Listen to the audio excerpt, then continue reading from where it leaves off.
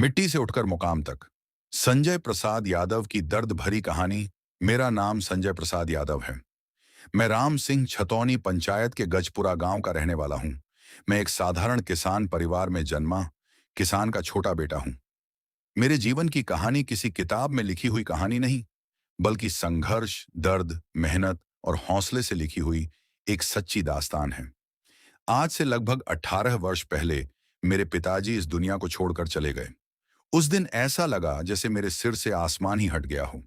पिता सिर्फ घर के मुखिया नहीं होते, वे बच्चों की हिम्मत, सहारा और उम्मीद होते हैं। उनके जाने के बाद घर तो वहीं था, लेकिन घर की मजबूती कहीं खो गई थी। मैं एक किसान का बेटा था। खेत की मिट्टी, मेहनत और अभाव ही मेरी जिंदगी का हिस्सा थे। पिता के जाने के बाद जिम्मेदारियां अचानक मेरे कंधों पर आ गईं। उम्र छोटी थी, लेकिन हालात ने मुझे समय से पहले बड़ा बना दिया। कई रातें ऐसी गुजरीं जब आंखों में नींद नहीं, बल्कि भविष्य की चिंता होती थी। मन में हजार सवाल उठते थे। आगे क्या होगा? परिवार कैसे चलेगा? जिंदगी किस रास्ते पर जाएगी? लेकिन हर सुबह सूरज के साथ मैं फिर उठता और खुद से कहता, हारना मेरे नसीब में नहीं है। मैंने अपनी मेहनत को अपना साथी बनाया और संघर्ष को अपना शिक्षक। रास्ते में बहुत मुश्किलें आईं। कई बार अपनों से भी चोट मिली। कई बार ऐसा लगा कि शायद अब आगे बढ़ना मुश्किल है। लेकिन पिताजी की याद हर बार मेरे अंदर एक नई ताकत पैदा करती रही।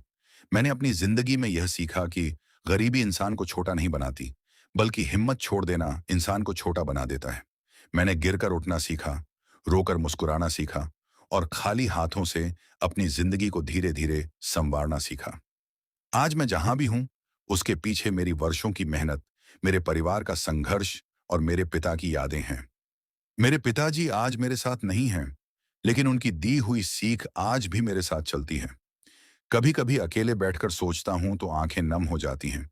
काश आज पिताजी होते और देखते कि उनका छोटा बेटा उन कठिन रास्तों से गुजर कर यहां तक पहुंच गया है।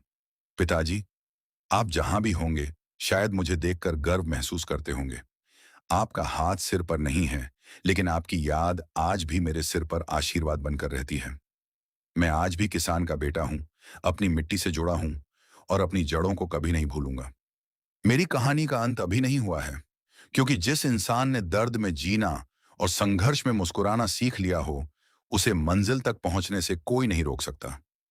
मेरी पहचान मेरी मिट्टी है, मेरी ताकत मेरा संघर्ष है और मेरी प्रेरणा मेरे पिताजी हैं।